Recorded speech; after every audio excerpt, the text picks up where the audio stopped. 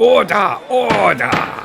This court finds the Drake Cutter guilty of looking like a looted vending machine. People say I'm cheap, but I prefer the term cost-effective. And tell me, how does it feel knowing your landing gear has more personality than your interior? We're here at the scene, where yet another cutter pilot has bravely engaged a bounty and immediately exploded like a tin can in a microwave. Ladies and gentlemen, today we gather here not to celebrate a ship, but to question how the hell it even exists. This is the Drake Cutter, a ship so cheap that if you ever met a pirate whilst flying it, they would probably send you money. A ship so basic, I'm surprised it didn't come with a pumpkin spice latte and an Instagram filter. A ship so slow that you get the idea. Let's not start off on the wrong foot here. Sure, it is very basic, but it has got a lot of charm. It has got a lot of paints to make up for all those other downsides as well. It's also one of the most beloved starter ships in Star Citizen. But, you know, just don't tell it that. We don't want to give it a false sense of self-worth. A lot of people insist this ship is amazing. So let's hear from Stephen, our in-house cutter fanboy and resident Kelko bomb sniffer. I actually read the cutter is one of the most versatile starter ships in the game. It's cheap, it's spacious, and incredibly well-rounded for new players. It has a full complement of features. It's got a nice bit of space for a bike, and on top of that, it's got a massive tank for fuel. And that's enough of that. Moving on. As you can see, it is definitely a bit of a love-hate relationship. An awkward yet useful tool to anyone, not just new players. Get down in the car, one time give it all, bust it open hard, let me see you job. Get down in the car, one time give it all, bust it open hard, let me see you job. I fucked up this hustle, day we hustle, but the Behold, the Drake Car. A ship so bold, so unique, so incredibly boxy. It's like someone saw a wheelie bin and thought, yes, but make it space. From the front, kind of unique and charming. From the side, toddler playing with shoeboxes. And let's talk about these landing gear, because they are the most aggressive part of the ship. They look like they're trying to crawl away from the rest of the body. But listen, looks aren't everything, right? Maybe it's what's on the inside that counts. Stephen, explain this mess. Well, it's functional, Red. It's a Drake ship. That means no frills, no nonsense, just reliable, rugged design. And that's exactly what you need in a starter ship. Rugged? Stephen, the reason it looks rugged is because it looks like somebody crushed a caterpillar into a cube, dude. Sir, we've analysed the latest aerodynamic research, and we could give the cutter a sleek, modern profile. Silence, nerd. We're not building speed, we're building vibes. But sir, the shape is... it's just a rectangle with engines. Exactly. Now make it even more rectangular. Sir, that's just a cube. Perfect. But wait, give it some landing gear that looks like a tarantula trying to do yoga. Sir, it's horrifying. Good. Now paint it grey and sell it to the poor people. And that's how the cutter was born. Fine, maybe I'm being harsh. Let's step inside this masterpiece of minimalist suffering and see if it redeems itself.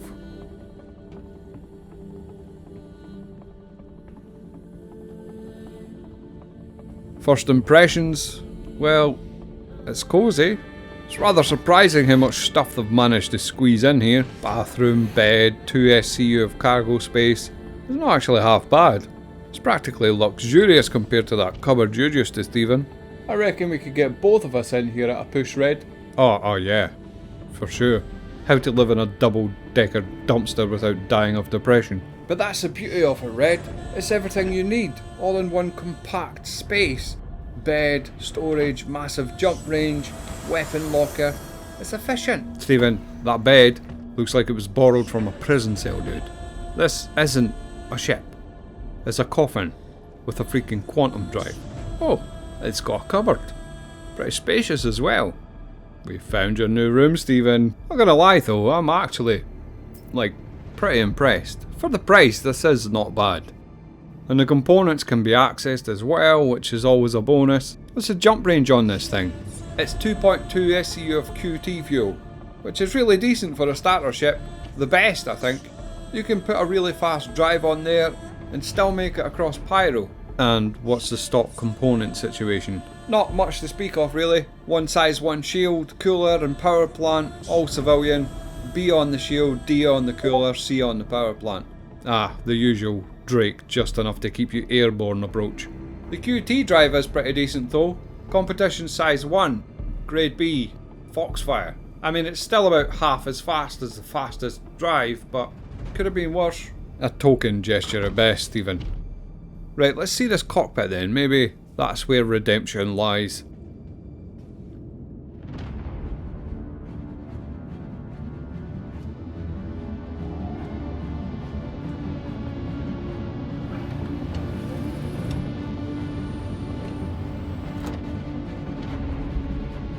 Okay, I feel like I've just sat down into a baby's first electric toy.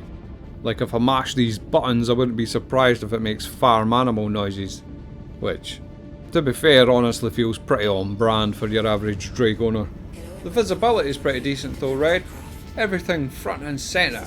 The aesthetic's pretty chunky and industrial, but definitely user friendly, and it matches quite well, I think. Stephen, if I wanted great visibility, I'd buy a window.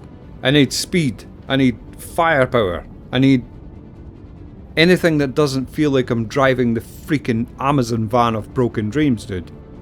I mean, you could argue that visibility is the problem. Like, look at these things. You know what they're for? Hiding your face, bro. So nobody sees your embarrassment pulling up in this thing. But I suppose you're right. It has got a bit of a vibe going. Dare I say, retro almost. How it just shamelessly leans into its unrelenting jankiness has got to be the marketing strategy of the century. Strip it down and use the worst parts possible, and the citizens will just slurp it down like syrupy maggots. Genius. Right, let's take this thing out and see how it flies. Okay, so flying the cutter is like trying to drift a wardrobe down a fucking ski slope. Technically it turns, but it feels like it's mostly out of spite. It's a lot bigger ship than you first think though, and its mass is actually pretty significant. And this comes through in the flight model, and it's always good when the feel of the ship matches its visual design.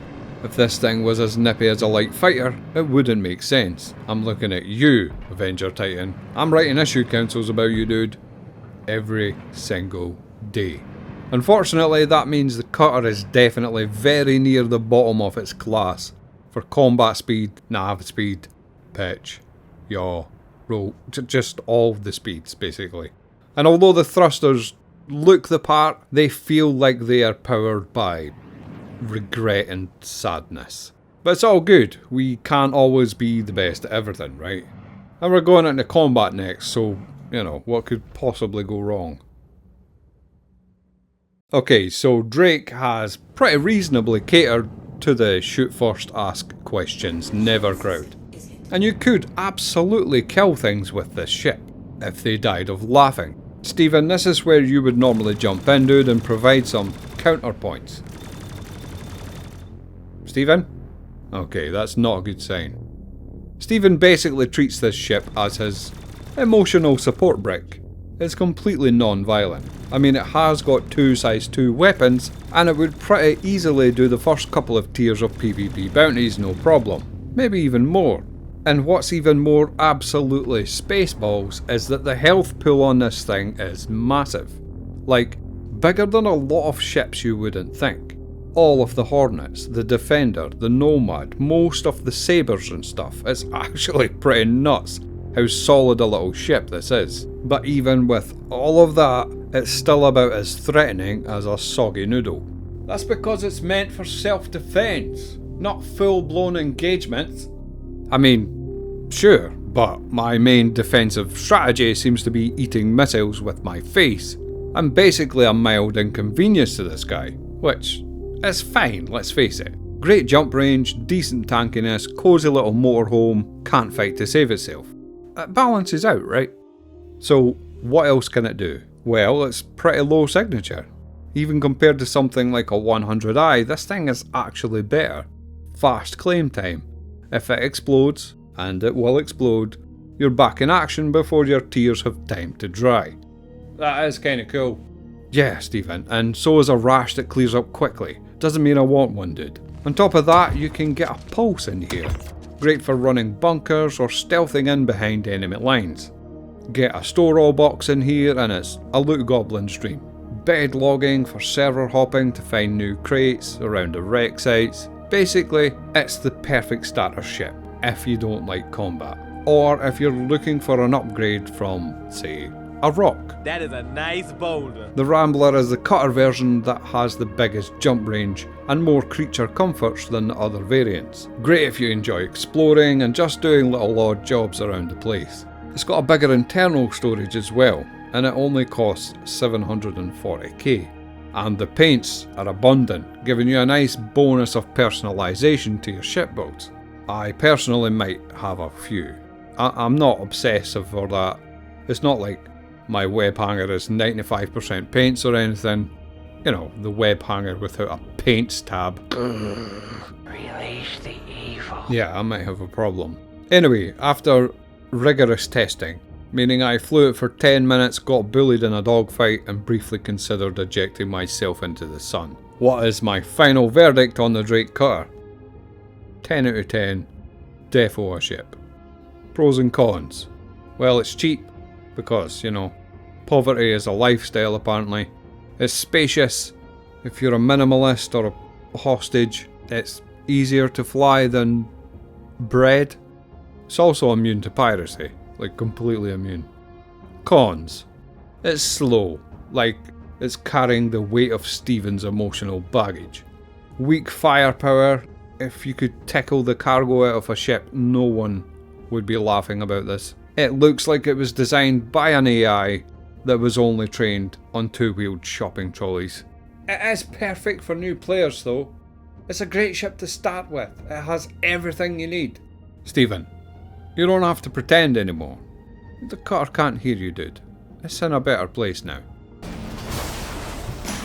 So, would I recommend the Cutter Rambler? If you're brand new to Star Citizen, sure. If you're broke, definitely. If you want to strike fear into your enemies, yes. You park this in their street and drive all their house prices down. But all joking aside, yeah, totally, it's an absolute beast of a ship. I love it. I love it more than Stephen. And that is saying something. Isn't it, Stephen? I love you too, Red. See? There's no abuse here. It's all love. It's all love vibes. He knew what he signed up for.